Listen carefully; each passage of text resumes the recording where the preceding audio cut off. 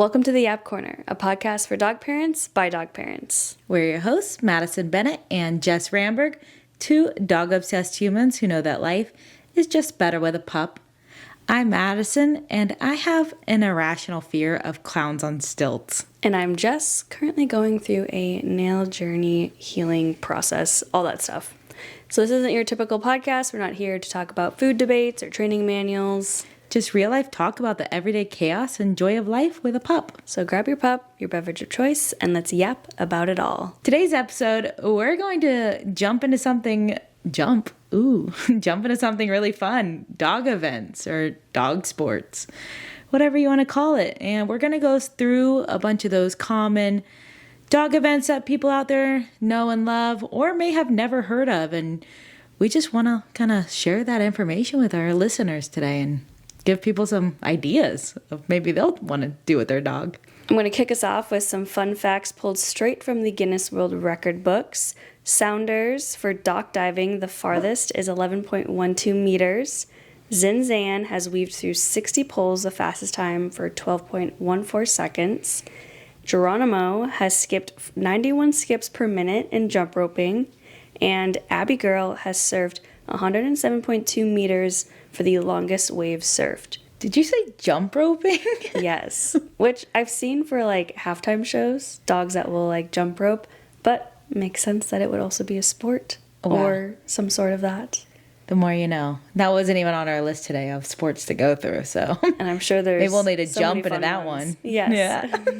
I love a pun. Today we're going to start by going through some of those sports that we have tried and give, our feedback, our perspective, what that's been like for us to try. And then share some stories from people that have tried the sports themselves that aren't us and give us a little insight or tips on what that looks like. First off, we have agility, which I know I've mentioned a few times on our episodes that we've been practicing, we've been getting into it. With Gemini, she's had her first competition. And agility for us has just been a really fun way to get the dogs to exert some energy. But I think more than anything with that sport, it's a learning curve for myself. Like, it is so much of understanding like a course and where to go and honestly not trip over a wing or a hurdle or something by backing up the wrong way. Yeah, the only experience I have with that are those like dog parties at like Zoom rooms where they have the setup, and you can do that with your dog, or even at dog events. Sometimes companies or an activation will be a pop-up and they have those different stations your dog can go through, and it's just like fun. Obviously, we've never gone beyond that, but Ziggy's done some here and there, but nothing that is the intense level of like the actual sport. Like, I've even seen videos and the handlers are cueing their dogs, they're saying all these things, and I know there's a lot more to it than people think or see. Yeah, and it's always fun at those events, like at Zoom Room or something, where you're like, okay, this is completely different than being in the ring yourself. And I remember we even went to PetCon and they had an activation. And I was like, well, I'm going to show you. And like Gemini would not move. And I was like, okay, every place is different. Like, we get used to a thing, where we're at, or like there's distractions and stuff. So that's always a fun event. It's a fun thing about all dog sports is you really never know what you're going to get that day. For that one too, I was just going to say with Zoom Room, it's a great starting point, honestly, if people do want to like get into it. There are trainers there that know what they're doing and try to give you some best tips and all that. But for agility, I have a fun fact, and that is the fastest agility run recorded at the Westminster Kennel Club was by a border collie named Verb, who completed the course in just 28.44 seconds. And next year's competition will be in Galway Downs in Temecula, which is really just down the street. Wow. Yeah. Who would have thought? I know. Which is like famous for like horses and horse jumps. So that's fun too. And I think they're actually doing the Olympics there. Oh, wow. For the horses. So. Wow. Cool. I was like, oh, we'll be there. And I'm like, wait, we're not at that level yet. Not even close. So you say the 24, 28 seconds. I am not one to be in the dog sport world, so it's hard to know if the times. Yeah. Are the courses standard or do they change? Are they different for dog sizes or dog breeds? So all the different organizers do have different rules. There's the international and then there's standard.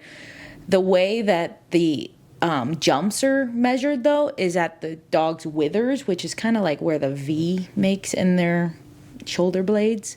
And so a dog will get measured, and that's pretty much standard for like all AKC sports.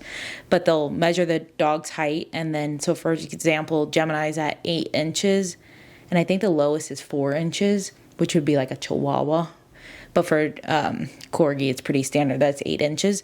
And then it goes up to, I think the highest is either, and I'm still new to this, so it's either like 16 or 18. And then international could go up to like 18 or 20. I'll have to correct myself later on that. And then the course, it changes every time. So before you get into a competition, there's like 20 jumps or hurdles or whatever the course you're doing is. And then there's like standards, which would have like a contact. So think of that as like your dog walk or a teeter-totter. A lot of dogs either love or hate those contact sports. Like Gemini loves like an A-frame. She loves running up and down that, but she hates the teeter-totter. So that's one we've been working on because it's like loud. And again, AKC has their own teeter-totter than maybe another organization will have. But yeah, it's exciting because you get the course map like before the event, and so it's always going to change. And so oh wow, it keeps you on your toes. Yeah. So what's your experience with different dogs and handlers and owners? Are the dogs usually being managed by their dog owner, or is it a handler? From what I've seen, it's the but I could be wrong. Like maybe at the pro level, like even with like show dogs, I know people have like a professional handler that shows the dog. But the course that I'm doing, or the classes, we go every Tuesday, and it's an hour-long training. And with that group is every owner has like one, or some even have 2 dogs there. In the competition that we ran a few weeks ago, Gemini was, having an off day because she had a hurt paw. But anyways, another lady there had a bigger dog, like a poodle mix, and she fell, like she tripped and like hurt herself. And so one of the other girls from the class offered to run her dog for her. And it was actually interesting because the dog actually like did better and went faster with this other person. And so our trainer was telling us like, hey, it's a good idea to just get your dog like accustomed to running with somebody else, because if you're in the middle of a competition and you get hurt, like, and your dog only is used to running with you, your dog's not going to run. But it is a bonding experience. And that's why I really like it, is like I'm getting Gemini to like understand my cues, like, your hand movements. And it's also funny because you teach them, like we'll go into like tricks or whatever with other dogs. And so one of the ladies there had taught her dog to like do a spin for fun. And this is like the entry level class. And so on the like last day of the entry level class, the dog kept doing the spin, and the trainer's like, that's one thing like you don't want your dog to do, is because if you go to like get them to sit and they go in front of like a hurdle and they just start spinning, like you're going to get disqualified. And she's like, oh, but we like love doing that at home. Like my dog loves doing this trick. So it starts to get interesting when you start doing like a trick dog, and then you have a dog that likes this. And that's the same thing with like rally, which I know we'll get into in a second here too. But they say like that kind of makes some dogs like kind of go crazy, and then you get into agility and you want them to do one thing. So I think you kind of have to pair them. That's what I'm learning, the sports. I mean, this seems to be a massive world that I have not been introduced, or again, it's like very surface level at a party or an event or a dog park where things are at, and that's kind of like my experience level. But man, just even the little bits that you've been given, my mind is trying to follow, but it's a lot. Well, it's funny too, when I first started, I was like, oh, like, watching the AKC agility competitions, like you see every now and then on TV. And I was like, oh, I can't wait to be there like in a year, like so freaking like oblivious to the fact that like this is hard. Like all of the sports are hard, and they take like patience and practice. And like, that's why I bought the set in our backyard, because every time I go to agility class, the trainer leaves us with homework. She's like, you're going to go home and you're going to practice your weaves. You're going to go home and you're going to put a ironing board on the ground and get your dog to walk on it so they're comfortable with like a teeter. And so she gave us a lot of great like things. But one of the other things that's come with it is like learning like balance, or your dog really doesn't know their back legs. Like it's funny to like watch them learn and do these things, and other things come with it. But yeah, I mean, I'm literally so still new to it, but I'm looking forward to joining like a league in the fall and getting some more practice and kind of just continuing all of this journey, because it's even like your own personal fitness, right? Like I've tried like Pilates or kickboxing or spinning and stuff, and some things you just like stick with. And that's where I've been like trying to figure out with the dog sports. I'm like, I'll try a little bit here and a little bit there. Like we've done herding, we've done dock diving, you know, we went to scent work, and trying to figure out like what's for us and what's for not just me, but what's for Gemini, what's for Apollo. They're different dogs. They don't both love the same thing. So, I mean, it's a lot of work. It's hard work. You're an athlete. The dogs and the owners and the handlers, you're out there learning. It's a whole new learning curve, and it takes practice, like you said, and a lot of hard work. Like total respect for all those spaces. And I think too, what's like people don't realize is hard is like finding a place or a local organization, or how to find. And I mean, we have friends that are in the dog sports communities, right? And I kind of had to ask them, but they know it's local for them. And so for me, I remember I was like in Petco, and this woman walks up to me and goes, oh, like you have a corgi, like do you guys do any like dog sports or anything? I don't remember how the conversation exactly started, but she had like dogs that you knew. Maybe it was a border collie or something like that. And I was like, oh, that's a sport dog. And she's like, yeah, we go to this place in whatever city, and we do this training, and this woman is a dolphin trainer. Do you remember the first time I went to this place? No. Oh, gosh. So then I was like, oh, wow, that's crazy. Like, I'm going to look her up. And she was like super old school, like had a website. And I was like, okay, I signed up. And I went to her house, because a lot of these places are like at people's like ranches or whatever, and they have a fenced area. And I pull up, and not to like crap on this lady, but it was a dump. It was like, I was like, ooh, like this doesn't seem like safe. And like it was really like flies all around and just dirty. And I was like, maybe this is just how they all are. Like I've never been to one of these outside of Zoom Room, like which is a clean establishment.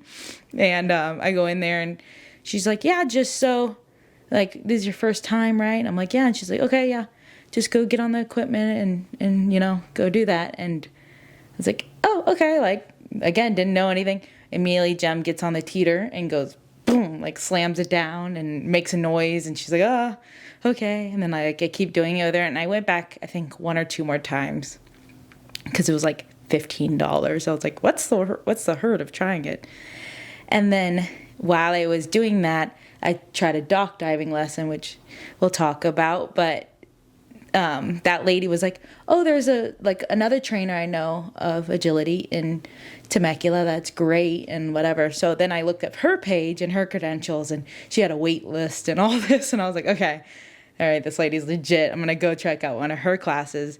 And now I'm like stuck in with her. And she was like, the lady just like let you on equipment? Like, no. Like, and now Gemini's scared of the teeter, of course. So, you know, you don't know what to do. You don't know what's wrong or right. And so it's really like hard to find those resources and that information. That's kind of why I wanted to talk about this today, is just get people like aware of how to find stuff or who to reach out to. That's amazing. I mean, I'm sure you can use like Facebook groups and like, you know, search on the website, but really having those conversations with people in it and kind of sharing word of mouth. So hopefully. Yeah, and a lot of these people are really old school, like I said. Like these trainers have been doing it for so long. Like our agility trainer, the other day, she was like saying something about, like I was like, I tried Googling you or something, and you weren't the first to come up, right? And she's like, oh, I should be. And I was like, well, you also don't have like Instagram. She's like, oh, no, I won't. And I'm like, look, like if you want our generation and the next generation and that, like you kind of have to get on social media, which I mean, everyone has their preference. So I was trying to like, just like, I'll set it up for you and take some pictures and just post it so people know how to find it, because I could not find her when I first like was looking for an agility place, and she should have popped up immediately. So, but Well, what other sports do we got here? yeah, so I think I've referenced a few times. The next one that we've done is dock diving, and that one I do with both dogs as well. That one I kind of got into with the fun of just going to the dog pool that we have near us. I know we've been to a lot. There's this dog place that you essentially can rent out a pool, which you can have birthday parties at, or a friend of ours used it more of like a water therapy place for her dog, to get her dog to go swimming. And I think I was there and we saw like one of those cars she does like classes there, and so her car was parked outside, and I was like, oh, interesting, like dock diving, like. And so Apollo, whenever we take him to the pool, everyone knows he's obsessed with jumping in the pool, and like, I'm like, okay, this has to be like a thing, like, it's not. And of course, it can't just like, have it not just be a thing. I'm like, this has to be something I commit my life to. And so I reached out and contacted her, and she's like, yeah, I do like classes to more so train you how to do it right to get your dog to go in the pool. And so with dock diving, you find something essentially the dog is interested in. We use this, like, it's almost like a foam ball. I literally think it's called foamballs.com. No joke. And then it has this like rubber thing attached to it. Anyways, I use that to throw in the water, and that dog just goes and jumps off a dock and gets it. And it's an above ground pool that they're actually jumping into. And so then they measure, like on the pool, there's like a measuring stick, and how they essentially measure them is they'll jump, and you get 3 jumps, including a practice jump if you want to do it. But wherever their butt lands in the water is actually how they like measure them, because every dog is a different length, which makes it fair. And so we had done the competition with both Apollo and Gemini, and Gemini actually jumped farther than Apollo, but for his breed and the dogs, again, same way they measure for agility, they measure for dock diving, is how tall they are. And so they're actually considered lap dogs, which is funny. But it's anything under 16 inches. Otherwise, you're just in the other category. And so he was only 1 inch off of the like title for his breed, which is a Pembroke.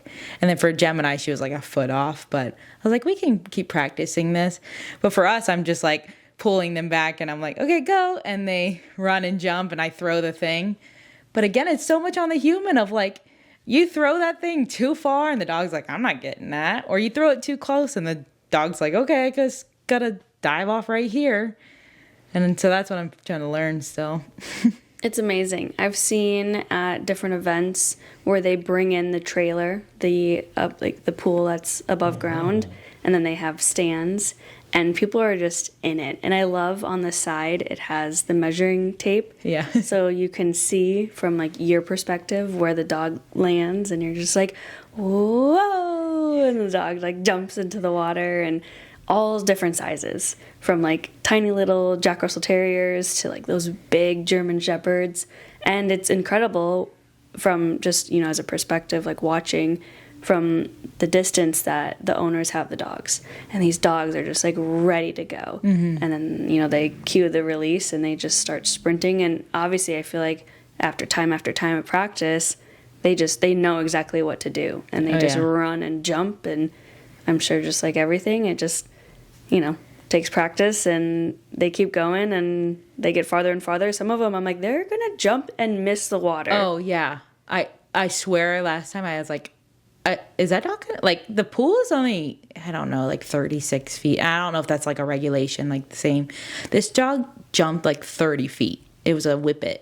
And I was like, oh my God, like, what if the dog just jumped too far one day? Like, do they know? I don't know. That would be scary. It would be scary. But I mean, Apollo, just to put it in perspective, jumped 9 feet, 6 inches, and this dog is jumping 30 feet. And I'm like, all right, we can't even compare, but people are like, oh my God, look at that flying loaf. I was like, yeah. Yeah, the corgi would look really funny. Just like running and boop. I was like, if only they could get them to jump together one day, like the whippet and the corgi, just like, like, just so funny. Our goal, obviously, is to get them to go back as far as you can, kind of speed them up and jump.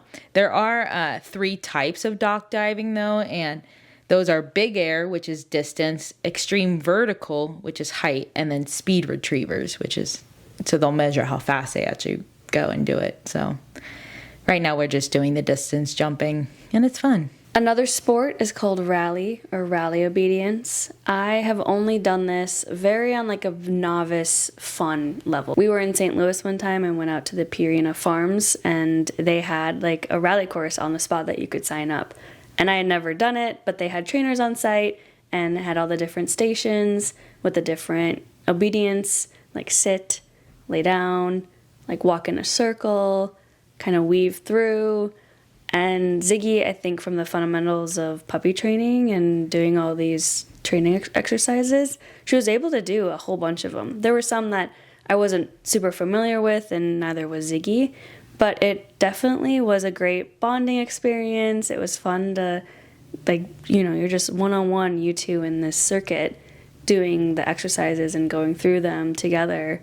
We had a lot of fun doing it, and it was cool. And I think it's a great sport, from what I hear, too, for, like all breeds and entry-level dogs, too, that are really, you just want that. You don't want that, like, craziness of a sport. You're just like, we want to entertain the idea of a dog sport and get them to learn and listen to me. It's one of those sports, too, where you can actually praise your dog. Like, a lot of the sports, you're not, like, supposed to talk and interact and pet. Like, that one you can. And so Ziggy definitely is good at it. I mean, even the last weekend, we went on a walk with her, and you forgot her leash, and she just stayed right behind you. I'm like, that's a rally obedience dog. My dogs would be like, how fast can we run and get the ball? Well, she's very treat driven too. So if I've got like a treat in my hand or my pocket, she knows. Like she will definitely be way more obedient. Yeah. When there's like a reward. Yeah. One of the things you mentioned earlier is we reached out to people on Instagram with their experiences in dog sports world. We reached out to Cuddles with Kimber, and Kimber the dog. Rally was their first AKC sport. The owner was really looking for something to challenge, nothing like too intense, so they found Rally as a great success. She loves being able to like have that bonding experience with Kimber, seeing Kimber be challenged and learn. Their greatest accomplishment was getting the Rally Master title, which I'm sure as you're going through these different sports, getting these titles, everyone has seen those big ribbons that all these dogs collect and their ribbon boards. But Kimber and the owner said it's not just about the ribbons or any of that. It's that bonding experience, being challenged, learning new things, spending time with your dog. Like that's what it really comes down to for them and what they really enjoy. Do you know where they like practice or do that? She uses her local San Diego Dog Sports Club, which I'm sure there's many organizations like that out there, and they have a lot of fun doing the classes and the courses and really just having that community with other dogs and dog owners. And then just to wrap up Rally here with a fun fact, AKC introduced Rally in 2005, so it really hasn't been around for that long. Well, 20 years now, but I guess. But in comparison to some of these sports that have been around in the 1900s. Yeah, which we're going to get into next is herding.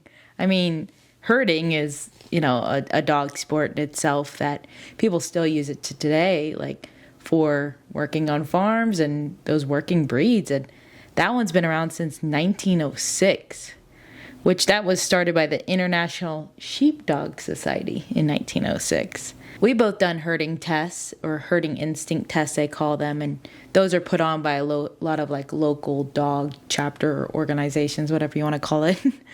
And to get started with herding, really, you have to pass one of these instinct tests, and that's to see if your dog is bred to herd and wants to herd the sheep. I know for our dogs, they're definitely herding dogs now. They still herd the cats today in our house, so that's fun. When we took Ziggy to the herding instinct test, she had interest in the beginning, and again, she was like 2 years old, so she was young. And my husband and I, because he was in holding the rope to the sheep, and I just stayed out. And we were, all of a sudden, Ziggy just stopped and started looking at the people around her, and he's like walking out, and we look at each other going, she definitely did not pass. She definitely did not pass. But sure enough, they gave us a certificate. I'm sure because they want us to come to their courses. But I don't know. I've seen a lot not pass, so she had it like... She had some interest, but then definitely lost it compared to like some of those that you can tell they have the instinct and they are running, and it seems like they're doing it with a purpose. Yeah. But there are totally a handful that have no idea what they're meant to do in that ring. Yeah, I've seen it both ways, and it's hilarious. But with like a border collie, which are really known, I mean, they're the like smartest dog alive, I believe.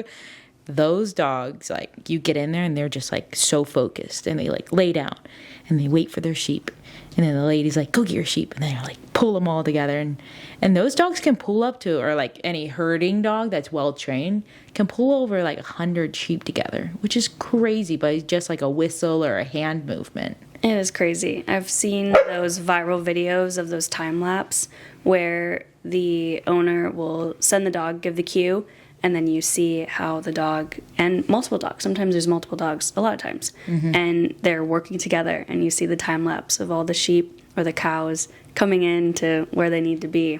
Yeah. It's remarkable. So we did herding for the sake of, after the test, like I was like, oh, my dog's passed with flying colors, or... Well, actually, no, I don't say my dogs. I've only done it with Apollo. I haven't done it with Gemini yet, although I think she'd pass. But Apollo was just like in there, focused on the sheep.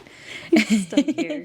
And then we found a local chapter to like practice at, and she had sheep and ducks to practice with. But man, those were early morning calls. Like we had to go on like Saturdays at 7 a.m. Wasn't the sport for us for that reason, but I really wanted to give something for Apollo to like work his mind, and it was really like cool to see him like so focused and have a job. Built up his confidence too. Yeah. I'm like, one day though, whatever he's doing, I'm like, one day I'm gonna have a farm for you, buddy, and we're gonna get some sheep and you're gonna go to work. He's like, but why? I'm a dinkwad dog now. I don't need that. He's a couch potato. Now I'm a couch potato. I get treats by just coming inside. Another dog we reached out to was Levi's Adventure Club, who is a corgi who loves obedience and fast cat. The owners were on a training journey with him and kind of just fell into the sports of obedience and fast cat. And it's really just been a good experience for them, not only having a stronger relationship and bond with Levi, but they also have the community. They follow people on social media. They've met people along the way. They've picked up titles and competitions. And, you know, she talked about one of their moments of the first obedience competition, like walking into the arena, being nervous, your heart pounding, and then being able to do this with your dog and accomplish it was a huge just accomplishment for them. They, you know, I think their biggest advice and through the experience was it's just a positive one, that they now have this stronger relationship with their dog. The dog has, you know, a great foundation of the obedience. They just have a lot of fun seeing Levi running these fast cat trials and just trying to push to always get better. Yeah, that's awesome. I'm sure it's interesting, like I said, going from especially obedience to fast cat, where it's like, go get this lure thing. Like now you're sending your dog, like as long as you have that obedience to go and come back and have the recall that I don't have. That'd be cool to see. So now let's talk about dog surfing. Being in California, there are tons of dog surfing competition opportunities. I've even been at Del Mar Dog Beach and have seen some of these rock stars just, you know, they're training. They pull their surfboards out into the water, and when I say they, yes, I'm talking about the dogs themselves pull their surfboards out, and they have handlers and their owners. But even I've been to dog surfing competitions at Huntington Dog Beach, Del Mar Dog Beach, the first dog surfing competition actually happened in Imperial Beach here in San Diego. Wow. Fun fact for you.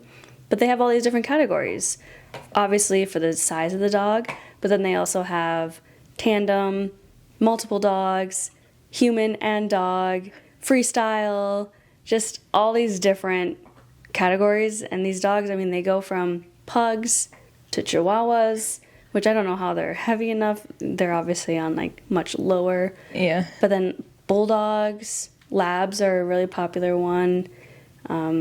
It's incredible. Those low center of gravity dogs. It's just a classic thing in California for the dog surfing competitions, but I also know that they happen in Hawaii, Florida, and internationally as well. Yeah.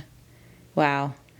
If only I could even just balance on a surfboard. I mean, you're getting into surfing, so maybe you can try that again with Ziggy. Yeah, we tried that with Ziggy, and it didn't go well. Again, she was younger, and I think the waves are a little too intense for her. For me, so too. She was like, it's a no for me. Yeah. And I was like, I don't blame you. But it's also cold. Yeah, it is amazing. The dog's on there, and they balance, and they'll even, like, turn around, and they'll put, like, a little GoPro or a camera on the front of the surfboard. So it's pretty cool to see. Do they wear life jackets? Yes. Yep. They have life jackets. Or wetsuits?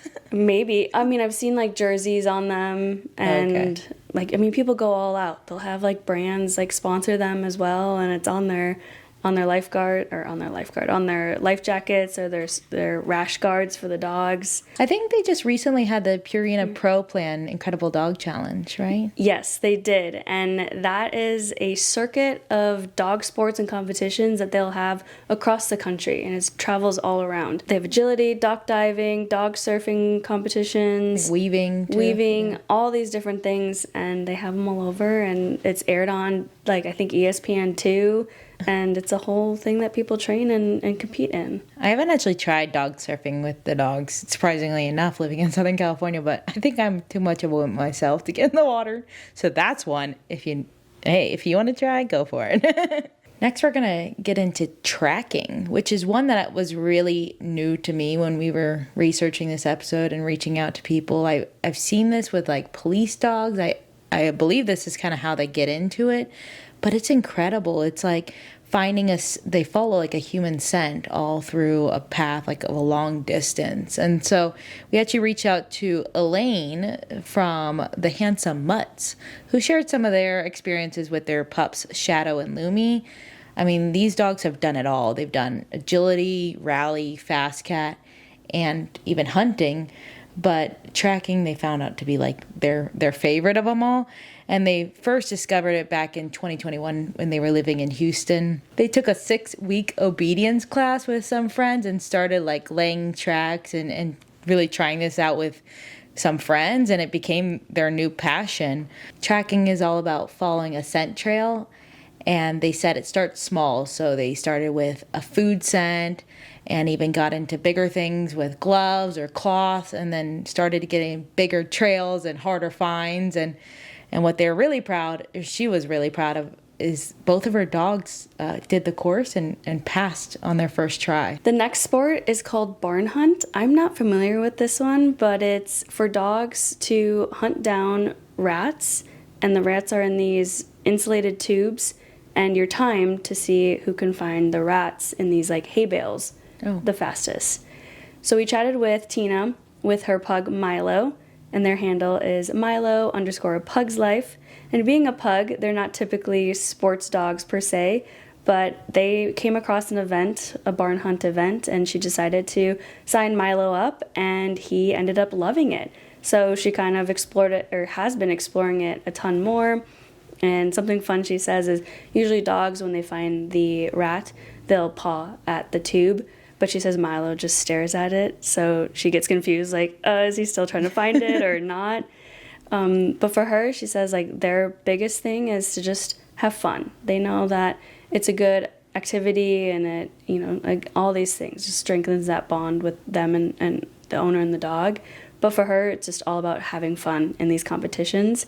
So she's new to the space, but Milo is a black pug, and he's taken up barn hunting. Wow. Yeah, I've seen a lot of labs do that, and I think there's even a group in San Diego that does it, and I've been interested in trying that one too, but I'm like, man, I bet those people that actually own a barn or have like hay bale and that they want to scare rats out, like what a great thing to teach your dog. Oh yeah, we have like stray cats and rats in our backyard, unfortunately, and I've come home to the stray cats leaving the rats in the backyard, which I'm like, thank you, but ew. Yeah. But yeah. Hey, maybe you need to train Ziggy to catch the rats, and then. Unfortunately, I've also had a mouse in the house, and Hey, that's what Ziggy rhymes. did find it, and she was like on it, and then chased the mouse down the stairs, and then we were able to like strategically plan that the mouse comes up the stairs and I'll hit it with the broom out the front door. Oh my God. Success. So Ziggy maybe has like a Literally, it's little like bit a comic book or a video. Like, Yeah. I can't. That's hilarious. But she probably does have it in her. Or you could practice at home with like tubes and kennel, kind of like scent work, which is the next sport that we're going to talk about, which really works on those dogs' instincts they have to hunt down scents, talking about tracking, talking about barn hunting. And, you know, I'm sure this is really popular, especially on those hunting dogs, those pointer dogs that are looking for a scent. I've been to actually to watch one of our friends do one of these competitions. I was just interested in exploring it and seeing maybe if this is for my dog. So I just went out to a local event. They had a competition going on, and I got to observe a friend, and poor thing, I made her so nervous. She's like, I don't know, I've never had anybody like here watching me. And like she had asked the judges in each room like if I could watch, because of course it's a competition. Like you're supposed to go into each of these blindly. So how it kind of works is there's boxes and they're like have different scents. And so I believe it first starts with food when they're training, but then they also put like scents, like scented oils. So then it's just like a topical on the box. And so they're trained to find like that scent, and the dog will go up and like paw at the box or stand on it or sniff it or whatever, and then look at the owner and be like, yep, this is the one. So it's like hidden in the boxes, and it was crazy. I know when they get to the detective level of this sport, they'll be in like whole auditoriums, and they'll put like a little scent on behind one of the chairs in this area, and then a scent under this table, and the dogs will go around this like, I don't know how many square feet, but a huge room, and go and like find this scent in this whole, who knows how smelly that classroom is or that auditorium or wherever they're doing this at. It's really cool to watch. The dog's nose is very strong. Yeah, that is true. But it's probably very cool to see it in action. Yeah. And I'm like, oh, maybe we'll try this. And it was funny because I was asking them, I'm like, hey, like what really is, you know, what is the point? Like, what do you get out of this? Like with herding, I'm like, I can train and herd my cats. Or if you have kids, you can train and herd your kids for people doing.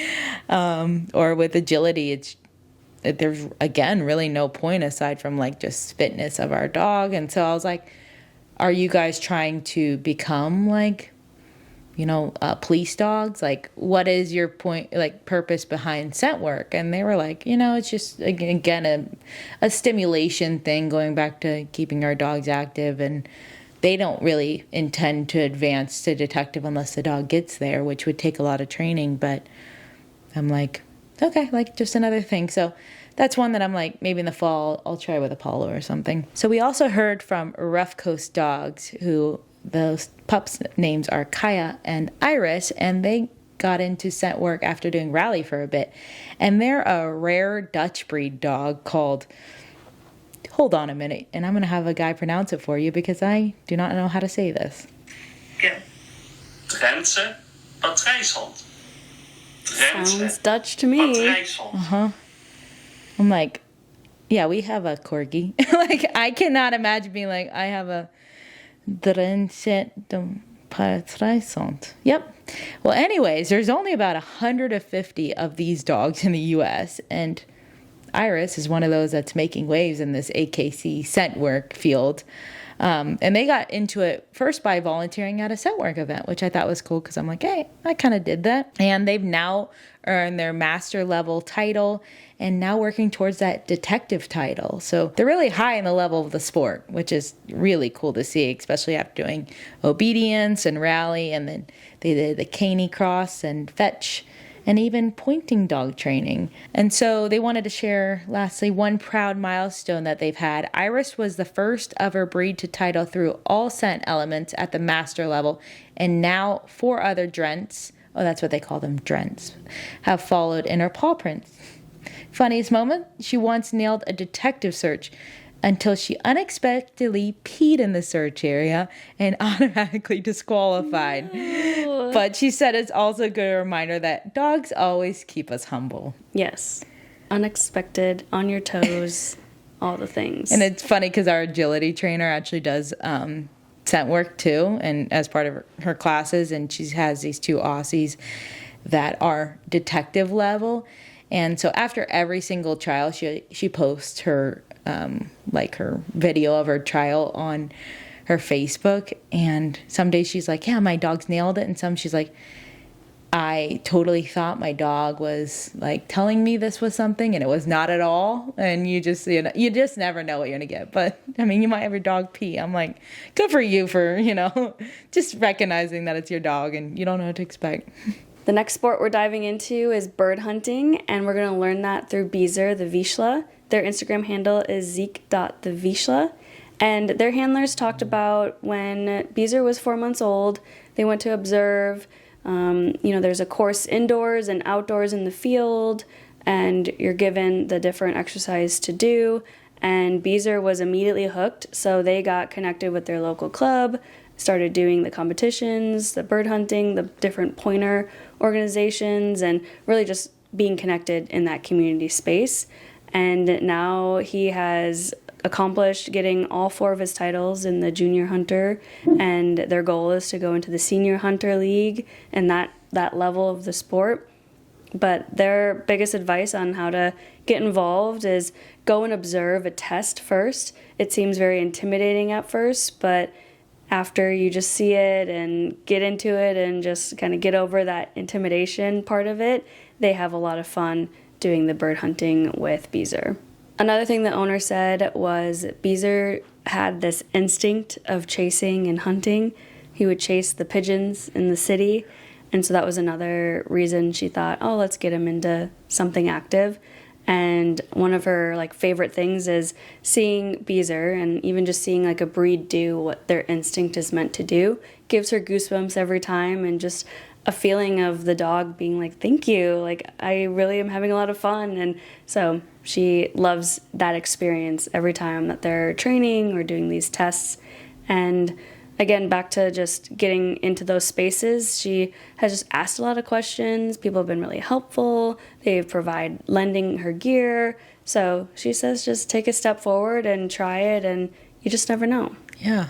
I totally understand that, though, where she's coming from, of seeing your dog work and do what they're supposed to do. That's why I did herding for a bit, because I was like, wow, it's just so cool to see them. That's what they're bred to do, and they just go for it. It's amazing. We're going to wrap this up with some rapid fire other dog sports that are out there for people to get ideas on what to try. There is canine freestyle, which is dancing with your dog. Yes, you really dance. I've seen that on America's Got Talent. Oh, yeah, there's that lady that oh my gosh, it's incredible. I wish.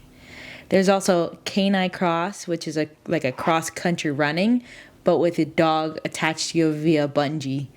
I just imagine some of those really fast dogs, like a greyhound or something. And a bungee? That's aggressive. If the dog runs fast and is pulling you. I actually remember one of our trainers telling us to try that with them, and I was like, I don't know about that. I'm going to get pulled down, even though that they don't run that fast. I don't know. Anyways, then there's disc dog, which is like frisbee on steroids with your dog. A lot of halftime entertainment shows with the frisbees. That's right. Yeah. Mm-hmm. And those dogs jump high. And it said at the highest level, dogs can jump over 9 feet in the air to catch a disc. And they can run fast, distance, and go really far. Yeah. It's crazy.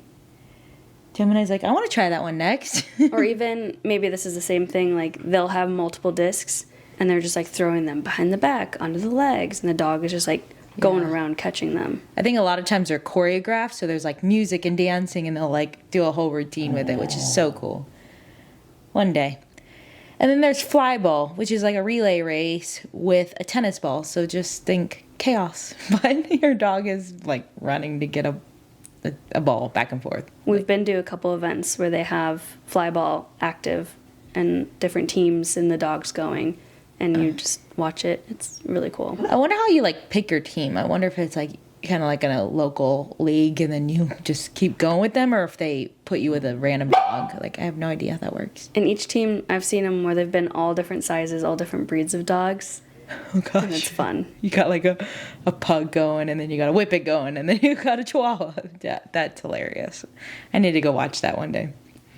So some general advice for all sports really is start small. Don't need a ton of gear or experience. Just go volunteer at an event or go watch one and just kind of get an idea for it, get a feel for it, see if it's your thing. Another is finding a good local club. There are many out there, and you can find those by find some people on Instagram or social media or Facebook, or obviously do research on the website. And don't be afraid to just ask questions and see, or even ask others what clubs they join or what they've heard. Mm-hmm. And I think the AKC website actually has a lot of those resources as well. If you're trying to find a specific one, like rally obedience or agility, you can go on the AKC website too. But always make it fun for your dog. You know, you don't need to put them in a stressful event or make them do something they don't want to do just to do it. But like, have it a bonding moment. Have it fun. And I think that's what we heard from everyone we chatted with. Was it all just came down to having a fun experience with your dog, growing your bond, strengthening that bond with them, and doing something new, and not just for the dog, but also for yourself as an owner. Yeah. And remember, like, any dog can play. Like, there can be, puppies as in past shots or whatever, but 6 months old to senior level, like, there's really something out there for everybody, and every dog size, like you said, and whatever really your dog likes and like you like, and who you like to surround yourself with too, because at the end of the day, you're always with humans at these events too, and so you do build a community and a group of friends around it a lot of the time. So, and a reminder that there are many different levels of experience with these. I think as you have been on this journey, finding these different sport events for the dogs and even just trying it, and maybe it doesn't work out, maybe it's a little too much for you or whatever it is, or for us, we just love to be involved like on a very fun level at events or birthday parties or different organizations or companies out there that have just fun pop-ups. That's kind of the level that we love, and we have fun with it, and it's just cool to do it with your dog. Yeah. And I think we've shared stories today from people of all levels. Like, we've had people that are like, oh, I'm, brand new to this and I'm learning it and figuring it out. Or those people that are master dog levels or detective level scent work. Like, they've put a lot of time and energy and much respect to them. Like, that's awesome. So really, if you just want to do it for fun, do it for fun. If you want to, that to be your thing, that you're traveling around the world. You can travel around the world. The dog surfing competitions, we know people that do that too. So, yeah. And a reminder, we're not experts in these sports or these spaces. So our general goal with this episode is just education, awareness, and just, information sharing of connections that we've made. And, there's so much to learn and so much more of the specifics of each sport. And, those could be probably individual episodes and entire books on the rules and guidelines and expertise of these sports. So, and I'm sure they change all the time. Mm-hmm. And I'm sure if we did this episode in like 10 years again, because, we're going to have our podcast forever. Yeah. We would be like, I could be at that point, like, I did my first AKC on TV competition. I'm just putting it out there. I'm just going to. Yes. Yeah. I love that for you. Yeah. And we'll be cheering you on. You're going to be cheering me on. Yes. I'm going to be like, that's Ziggy. She's our cheerleader. And Jess. So regardless of what it is, dogs are talented. Humans are talented. And we've just only touched on a tiny, tiny bit of all of that and all those incredible stories. If you have a sport that you've tried or one that you're wanting to try, write to us on the Yap It Out form, which you can find in our link in our bio at the Yap Corner Pod or in our episode notes. Follow us on Instagram and TikTok. You can listen on Spotify, Apple, and YouTube, or wherever else you listen to your podcasts. That's all for today. Thanks for yapping.